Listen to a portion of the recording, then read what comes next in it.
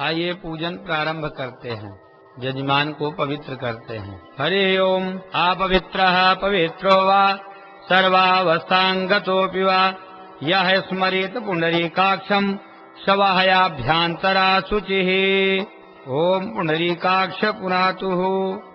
ओम पुंडरीकाक्ष पुनातुः। ओम पुंडरीकाक्ष पुनातु। ओम नारायणाय नमः। ओम केशवाय नमः। ओम माधवाय नमः। ओम ऋषिकेशाय नमः। हस्त्रो प्रक्षाल्य हाथ धो लीजिए। हाथ में चावल पुष्प लेके सभी देवी देवताओं का ध्यान कीजिए। हरि ओम।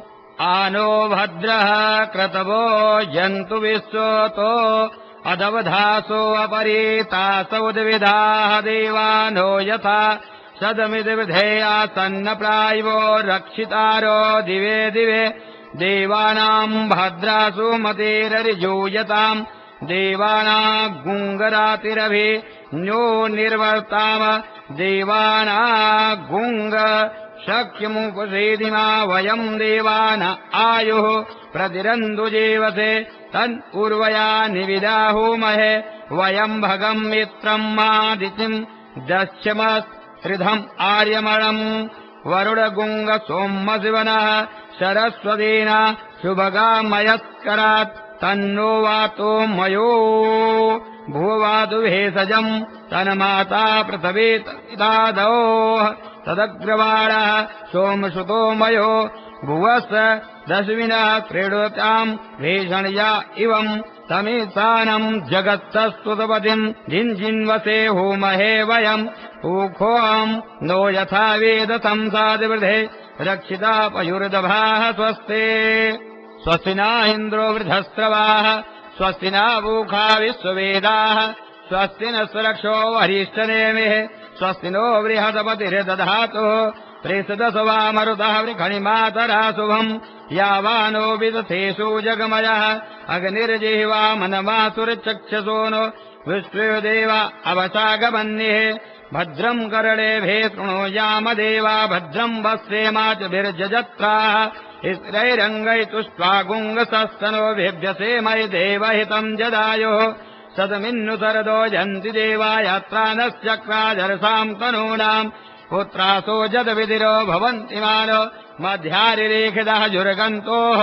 अदितिर्दौर्दितिरन्तरिक्षगुङ्गमदितिर्माता सपिता सपुत्रः विश्वे देव अदितिः पञ्चजना अदितिर्मादतीर्यजनित्वम् द्वौः शान्ते रान्तरिक्षगुङ्गशान्तिः पृथिवी शान्ति रापः शान्ति रोखधया शान्तिः वनस्पतया शान्तिः विश्वे देव शान्तिर्ब्रह्म शान्तिर् सर्वगुङ्गशान्तिः शान्तिरेव शान्तिसामा शान्तिरेधि यतो यथा समीहते ततो नो अभयम् कुरु सन्ध्या कुरु व्रजोभ्यो अभयन्नग्ना पशुभ्यः सुशान्तिर्भवतु श्रीमन्महागणाधिपतये नमः लक्ष्मीनारायणभ्याम् नमः उमामहेश्वरभ्याम् नमः बाणे हिरण्यगर्भभ्याम् नमः सजीपुरन्द्राभ्याम् नमः मातविचरणकमलेभ्यो नमः इष्टदेवताभ्यो नमः कुलदेवताभ्यो नमः ग्रामदेवताभ्यो नमः वास्तुदेवताभ्यो नमः एतत्कर्मधानदेवताभ्यो नमः स्थानदेवताभ्यो नमः सर्वेभ्यो देवेभ्यो नमः सर्वेभ्यो ब्राह्मणेभ्यो नमः सिद्धिबुद्धि सहिताय श्रीमन्महागणाधिपतये नमः। मंगल पाठ के लिए हाथ में चावल फूल लीजिए। गणेश जी का ध्यान कीजिए। ओम सुमुखस्य एकदन्तस्य कपिलो गजकर्णकाः लंबोदरस्य विकटो विघ्नाशो विनायकाः धूमकेतुरगणाय दक्षो भालचन्द्रो गजाननः द्वादशैतानि नामानि यः पठे शृणुयादपि विद्यारम्भे विवाहे च प्रवेशे निर्गमे तथा संग्रामे संकटे चैव विघ्नतस्य न जायते।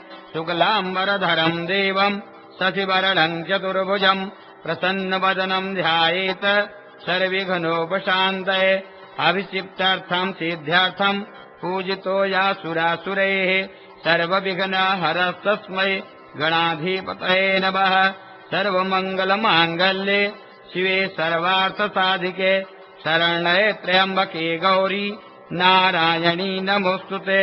सर्वदा सर्वकार्येषु नास्ति साममङ्गलाम् ईशामहृदयस्थो भगवान् मङ्गलाय तनो हरिः।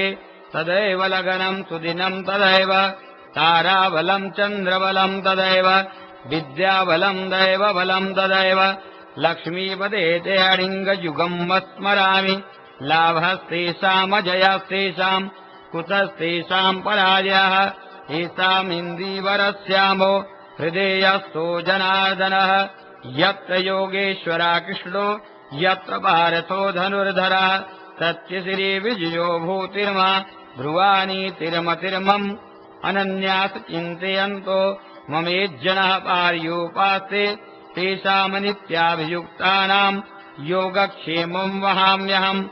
स्मृतेः सकलम् कल्याणम् भाजनम् यत्र जायते पुरुषम् तम् जहम् नित्यम् व्रजामि शरणम् हरिम्।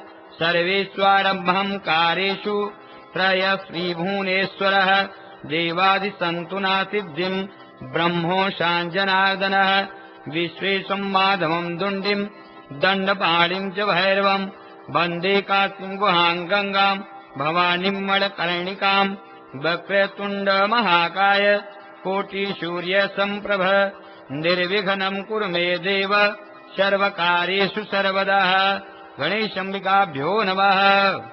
अब दाहिने हाथ में जल अक्षत और पैसा लेकर संकल्प करें। हरे ओम विष्णुर्विष्णुर्विष्णुः श्रीमद्भगवतो महापुरुषस्य विष्णुराज्ञया प्रवर्तमानस्य ब्राह्मणोनि द्वितीयप्रार्धे श्रीश्वेतवाराह कल्पे वैवस्वतमन्वन्तरे अष्टाविंशतमे युगे कलयुगे कलप्रथम चरणे जम्बूद्वीपे भारतवर्षे भरतखण्डे आर्यावर्तान्तर्गत नगरे ग्रामे क्षेत्रे विक्रम आवदेः संवत्सरेः मासानाम् मासोत्तमे कार्तिक मासे कृष्णपक्षे पूर्णामावस्याम् तिथौ आभौकवासरे जो दिन रहे उसका नाम ले लीजिए और जिस गोत्र में उत्पन्न हुए हो उसका नाम ले लीजिए। अपना नाम ले लीजिए, अपनी जाति का नाम ले लीजिए और कहिए अहम श्रुति स्मृत पुराणोक्त फलावाप्ति कामनया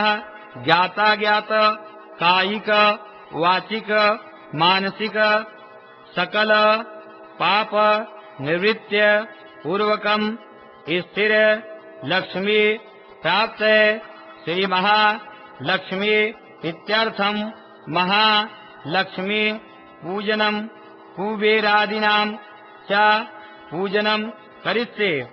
तदा अंगतया गौरी गणपत्यादि पूजनम च करिष्ये।